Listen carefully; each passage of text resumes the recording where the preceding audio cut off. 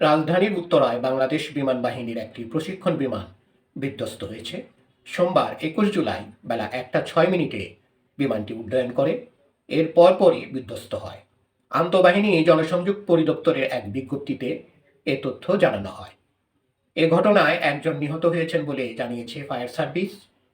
আজ বেলা ২টার কিছু পরে ফায়ার সার্ভিসের নিয়ন্ত্রণ কক্ষের দায়িত্বরত কর্মকর্তা লিমা খান বলেন, আহত ৪জনকে বিমান বাহিনীর হেলিকপ্টারে করে সম্মিলিত সামরিক হাসপাতালে নেওয়া হয়েছে। বিমান সূত্রে জানা গেছে, প্রশিক্ষণ বিমানটিতে ছিলেন স্কোয়াড্রন লিডার তৌকির। লিমা খান আরও বলেন, মাইলস্টোন কলেজের ক্যান্টিনের ছাদে গিয়ে বিমানটি পড়েছে বলে তারা প্রাথমিকভাবে জানতে পেরেছেন। সেখানে ৮টি ইউনিট কাজ করছে। এদিকে সামাজিক মাধ্যমে ছড়িয়ে পড়া একাধিক ভিডিওতে দেখা গেছে বেশ কয়েকজন আহতকে সেনাবাহিনীরা উদ্ধার করে হাসপাতালে নিয়ে যাচ্ছেন।